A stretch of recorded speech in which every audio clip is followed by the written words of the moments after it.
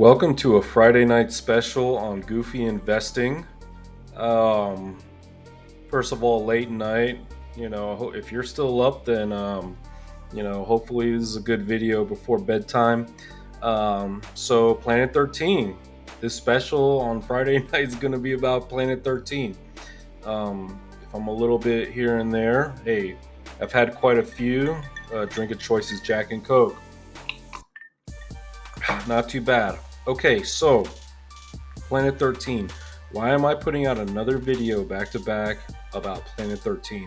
Well, I'll tell you why. Because we got catalysts that are happening. Today is the announcement of the world, the consumption lounge that is open in Nevada, which is pretty much what is a consumption lounge? It's think of it as like a nightclub but for cannabis. Okay.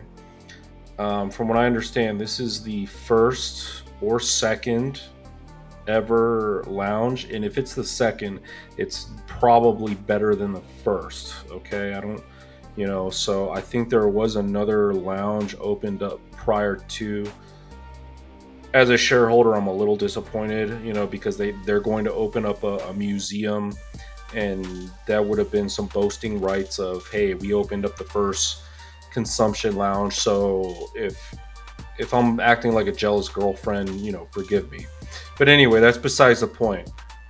This consumption lounge is open today, and this is going to add to Planet's revenue, all right, for Q2.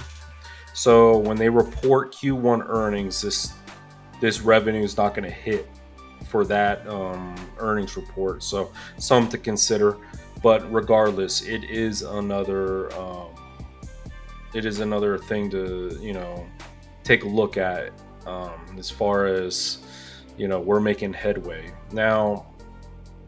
This consumption lounge is called Dazed. All right, I think it's a pretty good name, and I think it looks cool. I think there's some sort of phone booth in there, and some sort of stuff in there to where it makes things interesting. And from what I understand, they might have live entertainment in there too. So you might have you might have Snoop Dogg show up, or you might have some rapper show up. I don't know. So that's that. So, but soon to follow, you have the Cannabis Museum. Think of it as like if you've ever been through like a House of Mirrors, that's another event that they have in the actual superstore. You got to forgive me, I got this little cat right here that you can't really see, but you know. Okay, so why am I so bullish on Planet? Well, I mean, we have all these catalysts happening. We had the announcement of, we had the announcement of what you call the actual Dazed consumption lounge opening. We had the Florida voting, the Florida Supreme Court deciding that recreational use will be put on the ballot in November in Florida. We should be closing on the Vitacan merger and acquisition pretty soon here in a couple of months. Lestat, you're blocking my screen. Excuse me.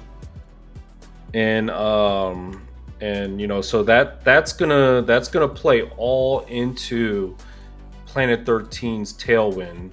All right, so let's go to Seeking Alpha. Let's go to earnings, and we'll go to earnings estimates. Translation: 81% revenue growth. All right, we'll go to valuation. We are trading on a price to sales, on a forward price to sales of under 1, and the sector median is forward 3.71. All right, for price to sales. So I think from a valuation standpoint, we're trading pretty cheap on Planet. Granted, the stock is downtrended, for been a bear market for years.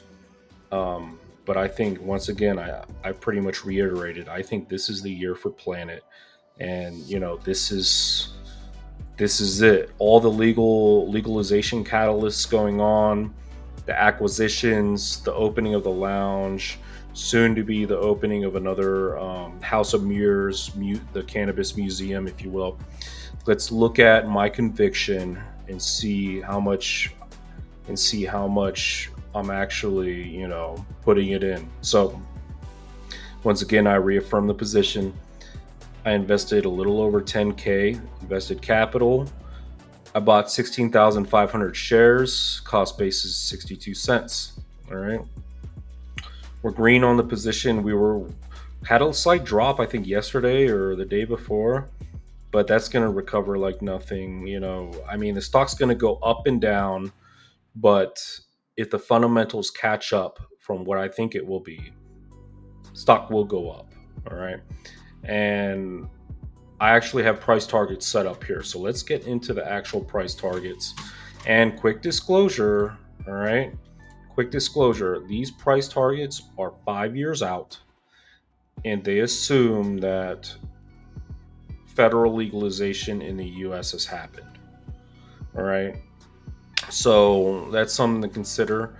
Um, and if that and if legalization throughout the US hasn't happened, this assumes excellent execution. All right. So and the actual prices of the flowers going up and so forth in a great market. All right, so let's look at it. All right. So I put in 2023's year end revenue, and they had a negative 22% growth rate.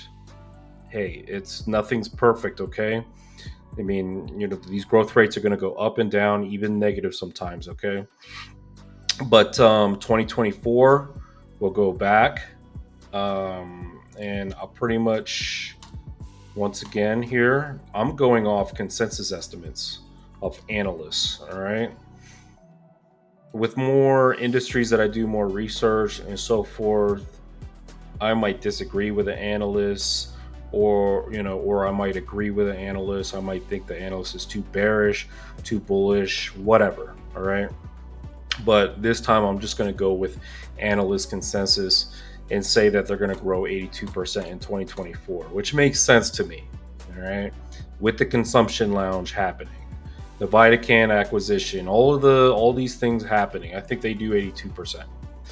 All right, 2025, I think we retain growth up to 50%, but it's not going to be as good as 82%. All right. It's going to depend on some acquisitions, and the growth may slow from the acquisitions but still maintain high growth rates. All right, 2026 we might get a lag. Just for conservative estimates, I say we do 20%. In 2027, maybe we get a tailwind in the economy and we go to 2020, 25%. And you're in 2028, I consider maybe there's another acquisition and more expansion and tailwinds and natural synergies of the revenues, and we get to profitability. All right. Now, profitability. Maybe I'm not completely 100% sure we're profitable in 2028. The way I view Planet is this is more of a venture capital investment, even though they're trading on the stock exchange or what have you, or not even. I mean, they're on the pink sheets. All right, they're penny stock, but I see this more as a venture capital investment. Like, I mean, and that's kind of how you got to view it. It's very risky, but nevertheless, let's look at what this, what my target model says. So let's say they do 5% net income margin. Let's say they get profitable and they do 5% net income. All right. This assumes that they triple the amount of shares outstanding to 666 million. Devil's number I don't really like, but whatever. That's what my calculations come out to. and let's say they're still doing 20% forward forward revenue growth, which I think is reasonable given the industry will probably be booming during that time. Probably be way light.